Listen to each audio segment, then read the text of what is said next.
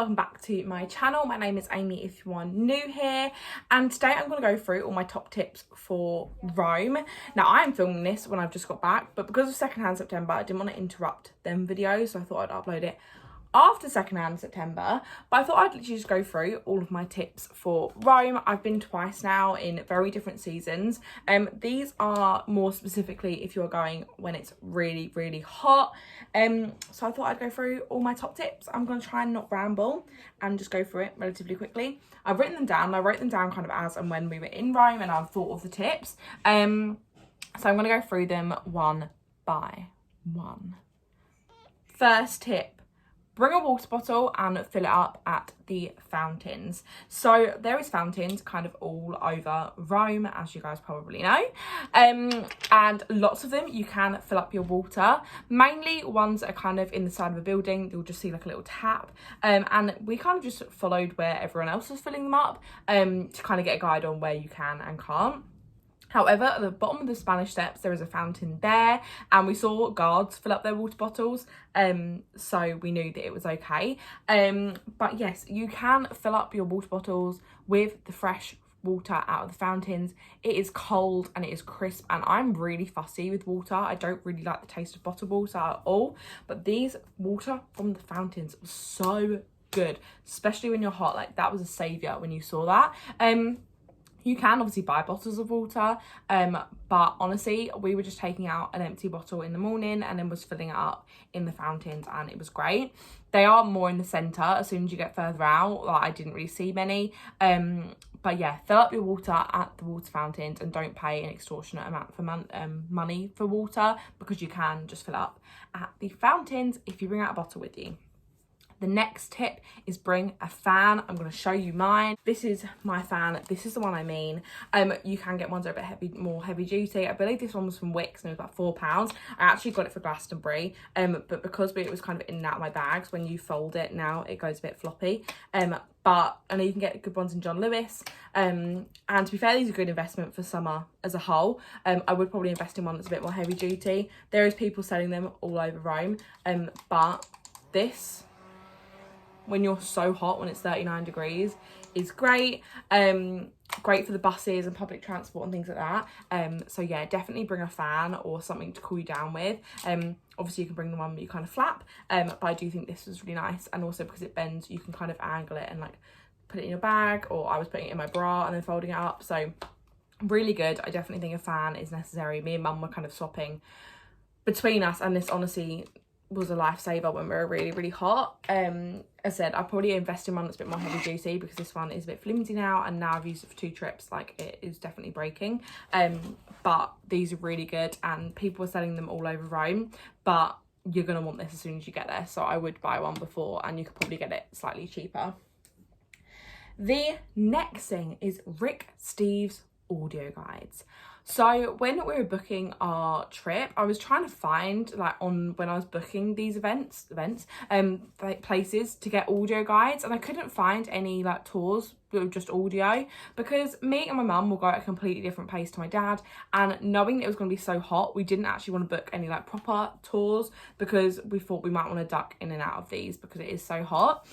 So I just Googled when I was there, like, I think we were at the Colosseum, and I was like, Colosseum audio guide, and this one came up. So it's by a guy called Rick Steves. He's got a website, I think there's an app as well, and he's got them for all over, but we were using the Rome ones. We listened to him in the Colosseum, I listened to him in the Roman Forums, we also listened to him in the Vatican Museum, at the Pantheon, and they're so good. They're quite short and sweet. They're only about 40 to 50 minutes. Some of them are even shorter. And it just means you appreciate things a little bit more. I know when I went to the Colosseum before, without an audio guide, kind of walked aimlessly, and it's quite overwhelming when you go to these places, especially if they're busy and hot. And they're just so grand, and like, you see so much when you're in Rome that actually you start to go like blind to the amazingness, if that makes any sense. Whereas this kind of broke it down. It told you what things were used for, and they were light-hearted. My dad said they were on 2 levels, which I definitely think they were. They had your facts and like your more intellectual stuff, but they made it funny, and I don't know, they made it very easy and accessible, I think.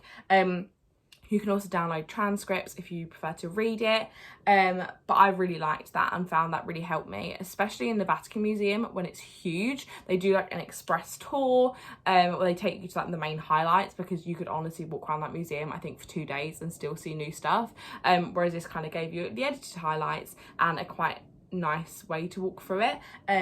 So really love that. So make sure you bring your headphones and listen to an audio guide. I'm sure you can find more online, like different ones, or you can get them in most places you go to, but you do have to pay and you have to use their stuff, so it's kind of easier just to be able to pop your headphones in and do it. You can also download them. I was just like streaming them, but you can download them before, which I wish I did, because when you're in the Vatican museums we got no signal, and I really wanted to listen to it in the Sistine Chapel, but alas it didn't download, so I should have downloaded it before rather than just assuming I was going to have signal. But that's something you could maybe do before, download them before you even get there, and then you have them all on your phone ready to go.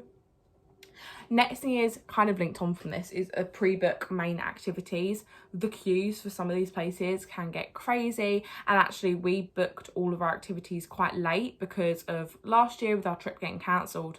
We actually booked it all about a week before and that wasn't long enough. We did still get in everywhere, but we had no options of timings, and obviously when it's really hot I think we would have all preferred to have gone really early or a bit later, whereas we were kind of going into things at like prime heat time, which wasn't ideal. So I would pre-book them online. Be careful not to pay like a crazy amount. You do now have to book the Pantheon. You can't just walk in as you used to be able to do, but that should only cost you €5 per person, or £5 per person, and if you just find the official Pantheon booking website, that's what you want to do. But yes, pre-book your main activities. They range in prices. Assume that you are going to have to pay probably £100-150 for your activities and things, and you'll want to do that before. You can pay on the day for all of these things, but you're going to be queuing and I'm not sure if you'd like definitely get in. So I would pre-book them if possible and plan ahead. We had an itinerary that I made, and I'm not gonna lie, it was quite, you know, not strict, but it meant we got to do everything, and mum and dad were like, they both felt like they'd seen everything they needed to see, which you probably wouldn't have done if you are just winging it on the day. So I do think planning for a city break is something to look at, and when planning itineraries, make sure you look in the location of things, because you don't want to just be like, we'll do the Trevi Fountain and then we'll do the Vatican museums, because they're really far away from each other, whereas you could do the Trevi Fountain and the Pantheon in the same day and they're really close, or the Vatican and the castle on the same day because they're really close. So look at on Google Maps, look at where you want to go, look like the easiest routes it's going to be to get from place to place. Then while you're looking at that, if there's any restaurants you want to make sure you get to, then again, look where they're located to and sort of think, oh, we'll be done by the Trevi Fountain at probably around 12. We'll probably want lunch then. Let's look on where we want to go and what restaurants we want to go to, and, you know, plan it like that. It just makes the whole thing a little bit more smooth, and it will mean you have like a calmer experience. I get really flustered and overwhelmed anytime we didn't have anything planned or booked or restaurants we wanted to go to. I hate just walking aimlessly and I get really flustered. So make sure to plan that if you are that sort of person. You can wing it, but just if you do wing it, I'm not sure you're going to get to everywhere you want to go to. The next thing, kind of following on from that again, is go to St. Peter's Basilica, Vatican City, for 7 a.m. when it opens. It is going to be an early morning, especially if you're not staying very close. We were quite far away from Vatican City, so it was quite a long bus. It still only was one, but we got up at like 10 to 6 to make sure we were there by 7, and it was so worth it. If you've seen the vlogs, like, we got there at sunrise, it was gorgeous, it was empty. It took us like 2 minutes to get through security, and then we didn't queue at all, we just went straight in, and it was just so much nicer. And when we left, it was quite busy, and we literally had the square to ourselves plus like 10 other people. Like, it really was magical and gorgeous, and that's a great place to get photos. And I think it's the sort of place you want to go to when it's a bit calmer. Like, when me and mum had finished going up the top of the dome, by the time we got down, it was really busy in there. Whereas when we were doing our audio guide, it was like really calm and serene, and you could see everything really closely. Like, you could get up close to everything, and it just made the whole experience really chilled. plus it saved us the 3-hour plus queues that sometimes arise in Vatican City to get in. It is free to get in as well, but you can pay for like skip the queue tickets. However, if you just get there for 7 a.m, there's no need, and you'll have like a great experience because it'll be quieter. Hopefully the sun will be gleaming on it like it did when we were there, and it was gorgeous and like really, really worth it. On that note, we didn't book going up the dome. We did that on the day, but again, because it was quite early, it was probably around 8 o'clock by the time, maybe 8, 9 o'clock by the time we wanted to go up the dome. It was €8 if you wanted to walk the way up, or €10 if you wanted to get a lift halfway and then walk. I must admit, the lift only takes you 200 steps. You've still got 300 to go. Were we knackered by the time we got to the top? Yes, but there is a calf halfway through. So the lift, or the 200 steps, takes you out to a viewing platform and a cafe. So you can do that, and we didn't book that. We just went on the day, which was nice and easy. But the lift queue was really quite long, even though we were there that early, because a lot of tours start quite early. So again, you might want to walk just for the sake of, you probably won't have to wait in the queue for as long. Wasn't my thought process behind it all.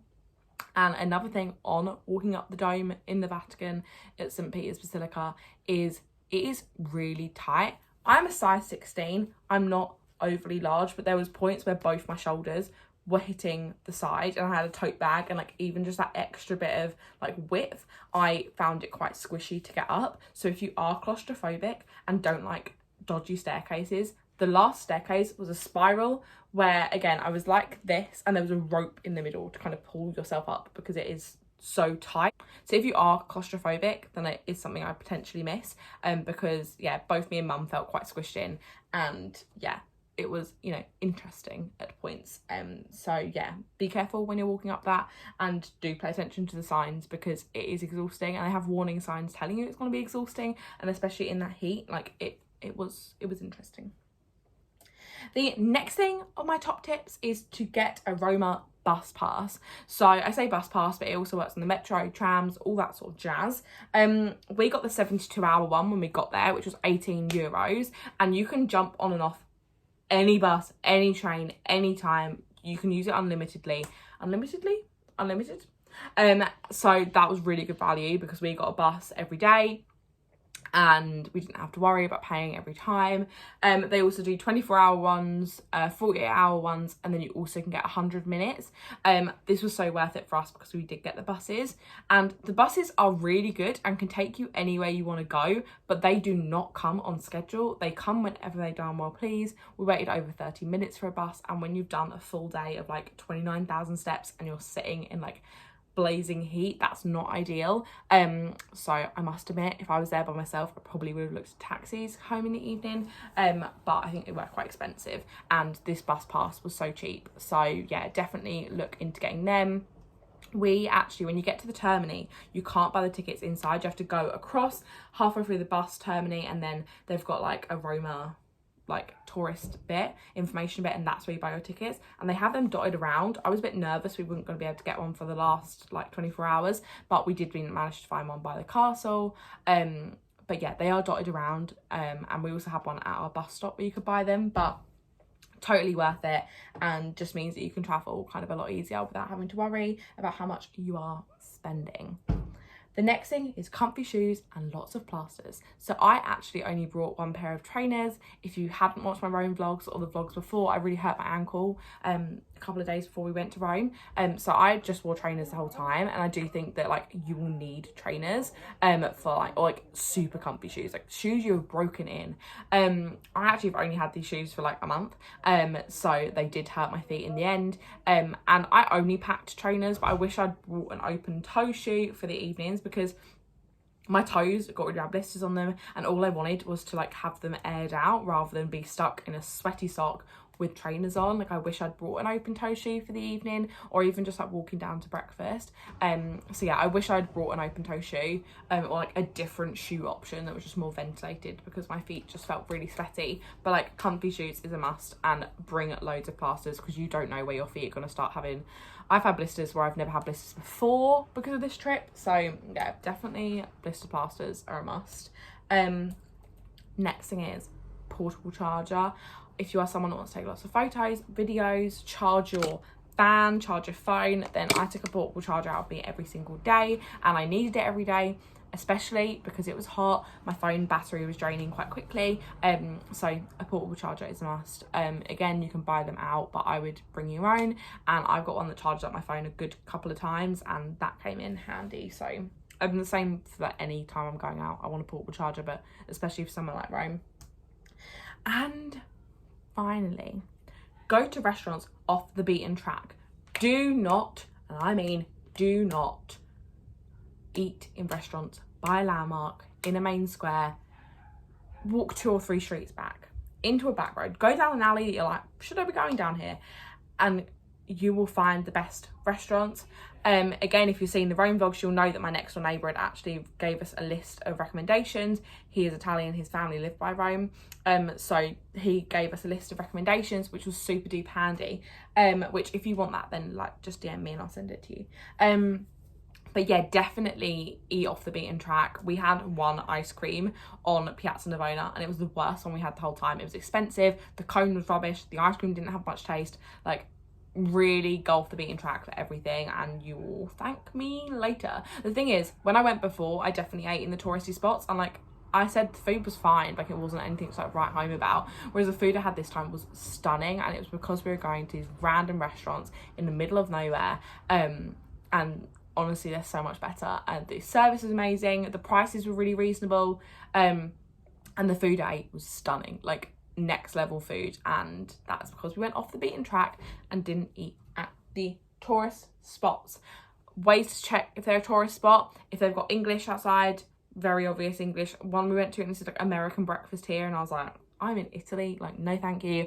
And also the ones that are quite touristy are going to be standing outside trying to get you in, like try and avoid them as much as possible. And yeah, like ones we went to like in little off streets where it was just like Italian people in there, maybe 1 or 2 tourists, but like mainly just locals, and that is what you want. If you see loads of locals in places, great. And also a lot of the places look really small and like they're not gonna have anywhere to seat you, and then you'll go in and it'll be like huge out the back. So that happened quite a few times where we went to places like, oh, it's empty in here, let's go in here, and then actually you got in and it was like really busy out the back with Italians though, so that's exactly what you want.